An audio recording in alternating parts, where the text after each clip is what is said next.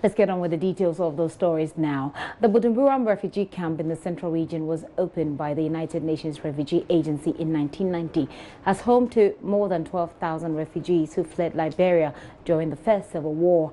But after the election of Ellen Johnson Sirleaf as president in 2006, the refugees were encouraged to return home, while some decided to remain in Ghana and make a living here. While some are living this dream to the fullest, many others seem to be struggling to integrate. My colleague Joseph Akable has been spending some time at the camp to speak to the residents. I bet you, I challenge you, you just go to Liberia one day as a stranger and you feel the presence of the people.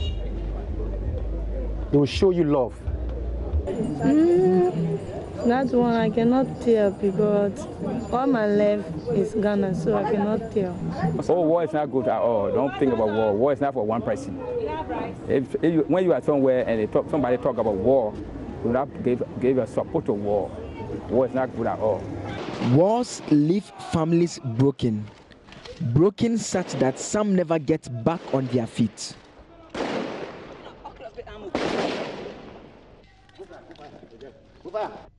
Bujumbura is a refugee camp located some 44 kilometers west of Ghana's capital, Accra.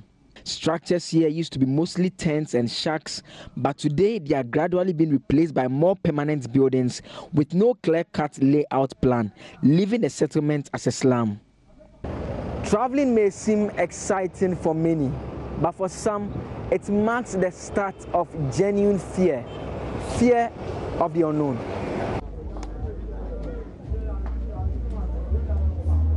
My name is Peter Mensah, and a Liberian. Before I came to Ghana, I was a student at the time. I think I was like 12, 13 years old when I came to Ghana, 1990.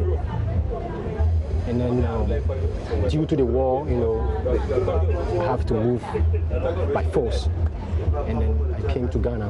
In this story, I speak to 54-year-old Anthony Lee, who sells shoes. I'm doing business in Liberia. I'm a businessman in Liberia.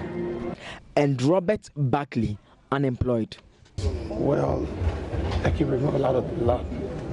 I lost my father. I saw people being humiliated. I saw people starving to death. I mean, I saw so many things that I can't explain. They are part of many West Africans who have for years considered this camp home. The UN began pulling out of the camp in April 2007 and had withdrawn the refugee status it previously accorded residents. Peter tells me life has since been tough. After certain things that we used to do, they stop. When they stop, as a man, you can't sit, you are doing something and you have a life goes on, and then you become a father. You need to start doing something to give the support to the one that you brought up. The war that forced him to relocate to Ghana in 1990 as a 12-year-old is still fresh on his mind. He recounts how good life was in his country prior to the war. When you enter Liberia, you will not know the stranger from the citizen, because they love everybody. Peter admits life has been tough in the camp. Having lived in Ghana for 20 years, he considers himself more Ghanaian than Liberian, but it's difficult for the locals to accept him as one of them. They said they're going to put road here. I don't have a problem with development, see, but certain people feel that they are more Ghanaian citizens, so they can do anything that they want to do. And even the police, sometimes the police. See, when something happened, and they find out that this person is a Liberian and this person is a Ghanaian, and they want to stand on the side of the Ghanaian. His other colleagues, Anthony and Robert, share similar concerns. And some of the challenges are, like, I can't really speak the dialect, the vernacular, the Ghana language. That's some of the problems I have. And in Ghana, if you can't speak the dialect, you get the challenge with the other citizens. They treat you like a foreigner? Yeah, they treat you like a foreigner. Some of them appreciate you, some of them don't appreciate you.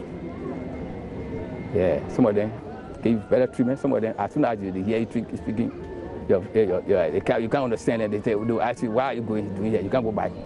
But some of them really appreciate Liberians. sometimes it get to me, but because I went to school, so it don't play on me. Because Ghanaians and Liberian relationship is a very long relationship. A very long relationship. I've been out of Ghana to other countries. But each time I come into Ghana, where I got my family here, right? If I'm coming, I feel like a little bit relieved that I'm coming home. Sometimes to the border, immigration is asking you. Sometimes immigration will ask you, when are you going back to your country? Even when you show them resident that you are here, they still bother you when you go back to your country. You understand what I mean? Life certainly continues at the camp each day.